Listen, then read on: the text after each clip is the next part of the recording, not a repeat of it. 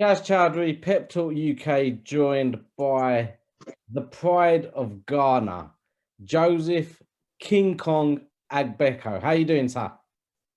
I'm doing great, boss. I'm doing great. We haven't seen you in action since December, Commy, when you won that fight.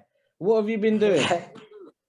I've been training. You know, due to COVID, a lot of things got shut down last year. So I was able to close up the year with a little tune-up fight, and I've been training.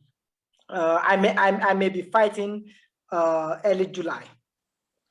Behind the scenes, you've set up an academy. Tell me a bit about this academy that you're involved with. Oh, okay.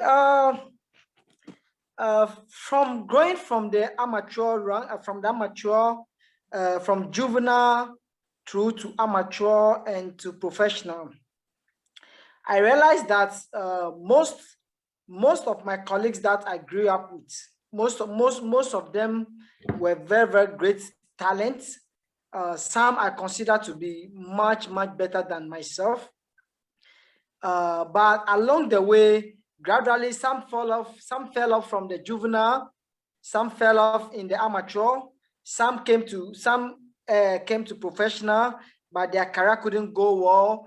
They end up staying in abroad, working over there, and they couldn't achieve the full potential of their dream. You know, so I realized all this has to do with guidance and management. You know, if you are lucky enough to find a great team around you with good talents and hard work, you'll be able to achieve your dream to the full potential. You know, but those guys were unlucky to have a better guidance, to have a better management, and they couldn't get to the top. So I've taken upon myself. First of all, I'm selecting. I've selected few amateur and juvenile boxers whom I've seen talent in them. I think they have the talent to become world beaters someday, and I don't want their talent to get wasted like how some of my colleagues' talent got wasted. So I've decided to start up a mentorship program with my academy, to start up a mentorship program where I can mentor them. I can give them more knowledge with the boxing. I can put them through to proper technical boxing where they can learn more the boxing world, where they can get a lot of competitions that will give them much experience, much exposure for them to get to where they want to get to. And also, we are scouting young boys from the streets. You know, there are these boys in bad neighborhood, bad community where they are tough guys, they are hopeless boys because their parents are not rich. They couldn't get good education. They couldn't go to school. Some doesn't even like school. Some has to struggle for themselves to be able to eat by themselves. And those guys see themselves as hopeless and they are vulnerable. They end up becoming pickpockets. They end up becoming armed robbers. They end up becoming rapists. They end up becoming a lot of negative things that society doesn't like. And I think with those hearts on the street, with that tough heart on the street that they're using to, to become troublesome to their community and stuff, we are scouting those young guys, bring them into the academy, have proper communication with them, groom their mind, make them open, allow them for them to try boxing to see if they may like it, and the ones that will get to like boxing, then we will be able to groom them through the steps into become proper amateur boxer, and then into getting into professional, and to becoming professional and be winning the world title, so they can be useful to their family useful to their community and useful to the country as a whole. So the street can be a better place, because if all these guys are left on the street, you know, I always say that boxing is equally tough as the streets, if not more, you know, because boxing is a sport where going into the ring, you have a heart, you believe you're going to win, but you never know how you're going to come out. You know, some go in there, they come out successfully. Some go in there, they never come out healthy. You know, so it takes a lot of heart to get into that ring. So I believe those young guys on the street committing a lot of negative things on the streets, with such heart, I believe it can be transformed into a sport of boxing which will be useful for them. When you were growing up, you had the likes of the Professor, Azuma Zoom Zoom Nelson to look up to.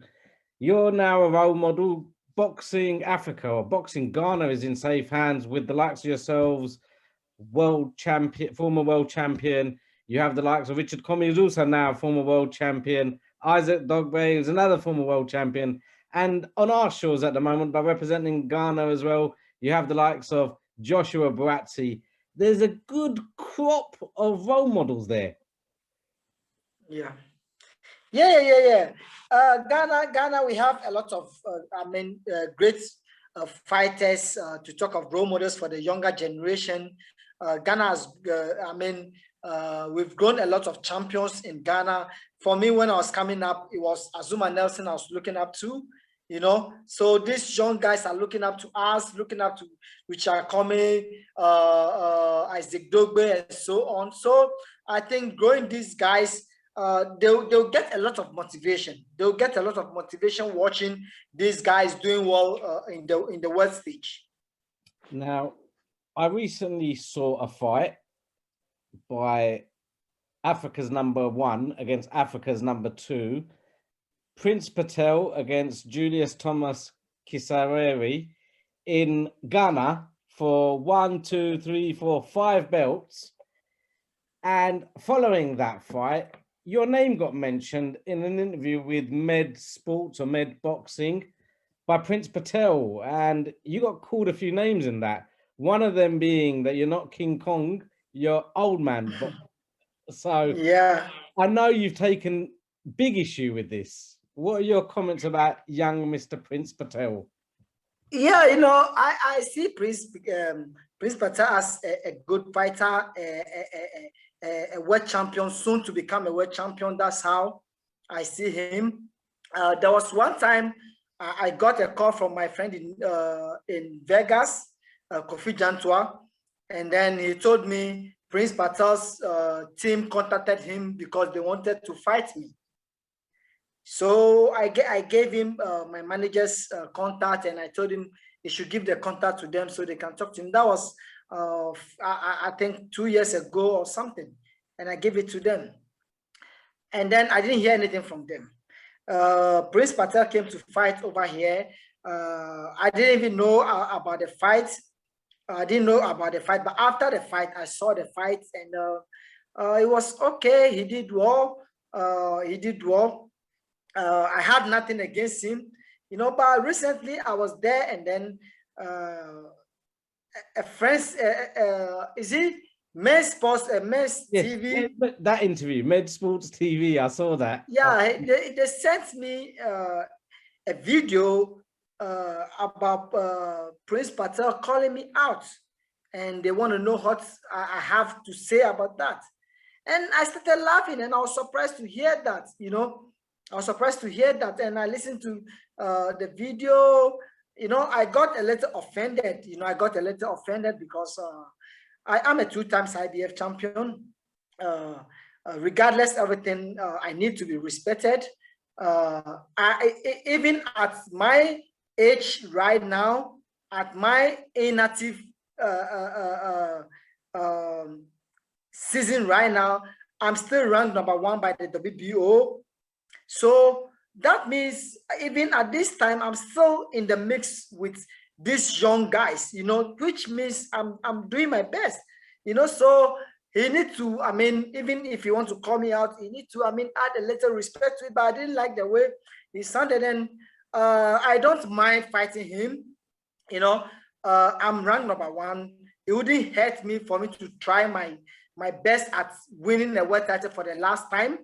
You know, I am not at my best right now. I wouldn't say I'm as good or I'm as strong as I used to be in the last 3 years or 4 years. I am not, you know, but physically I feel okay. I go to the gym, I work out okay, my body feel okay. When I spar, I can take punches. You know, my reflexes work all right. You know, I feel okay, I feel confident. So I may not be that sharper or that hungry like before, but I think I have too much in me that Prince Patel can beat. You know, with the little left in me, I don't think it's something that Prince Patel can jump past. He said it'd have been a better fight 10 years ago. He's going to put you into retirement. You're semi-retired anyway. And you mentioned respect. Does that add a little bit of fuel and a little bit of more motivation to you? I would say, you know, I'm close to my retirement. As you can see, I've started working on my academy, trying to grow younger generation, because I believe my era is going off, you know. So it's the time for the younger generation. So I'm close to my retirement, but I would love a fight against Prince Patel, just to prove, to show that even at my older age, I can still beat young fighters. Where would it be? Vegas, Ghana, UK? For me, I'm not looking for Prince Patel to fight him, because I don't think it will give me anything. I'm a #1. I'm looking for fighting for the final eliminator or fighting for the championship to close up my career. You know, so Prince Patel is the one calling me out. I am not calling him out, because if I call him out, I'm calling him out for nothing. You know, because he doesn't have anything that I'm looking for. I'm the one who has the name that he wants to put on his record. You know, so if you want to fight me, I don't mind coming to the UK. I want to come to his home and beat him over there, like Azuma did to Jeff Enech some years back. I would love to come to his home and beat him over there. You said that potentially a fight in July. Are we looking at an eliminator? Are we looking at another tune-up fight? What are the plans? There was communication. There was communication with Paul Butler. Paul Butler's team and my team, they were having conversation in Paul Butler fighting me for the final eliminator for the WBO.